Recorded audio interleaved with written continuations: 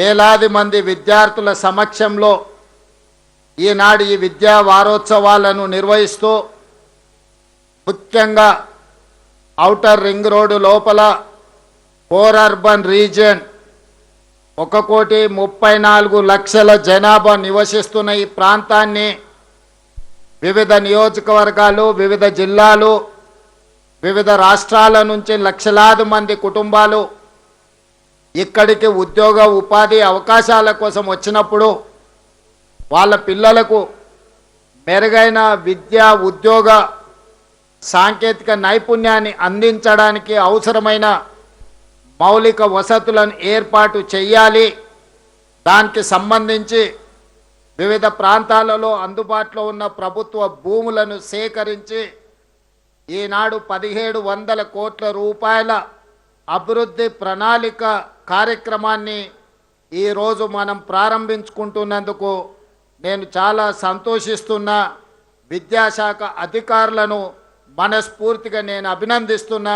మీరందరూ పెద్ద ఎత్తున చప్పట్లతోని ఈ అధికారులందరినీ అభినందించాల్సిందిగా విజ్ఞప్తి చేస్తున్నా. మిత్రులారా, తెలంగాణ నేపథ్యం గురించి నాకంటే విద్యాశాఖకు సంబంధించిన మీకు ఎక్కువగా తెలుసు.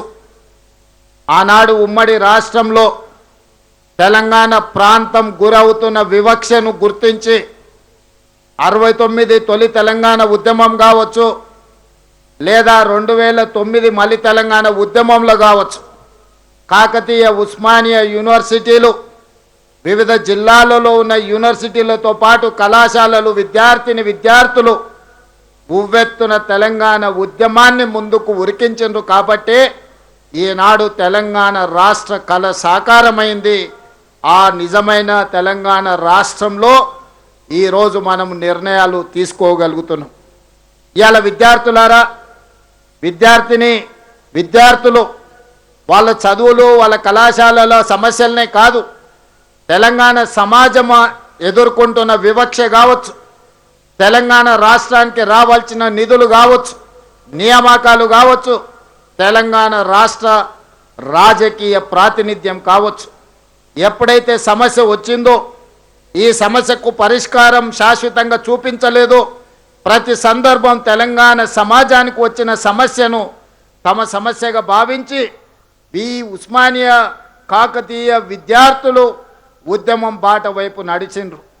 వాళ్ళ సామాజిక బాధ్యతను, వాళ్ళ యొక్క చైతన్యాన్ని ఈనాడు మనం గుర్తించి ఆయా యూనివర్సిటీల పునరుద్ధరణ చేయడమే కాకుండా అక్కడ అంతర్జాతీయ స్థాయి మౌలిక వసతులను ఏర్పాటు చెయ్యాలి అని మన ప్రభుత్వం కృత నిశ్చయంతో ఈరోజు కార్యక్రమాన్ని తీసుకొని ముందుకు వెళ్తుంది.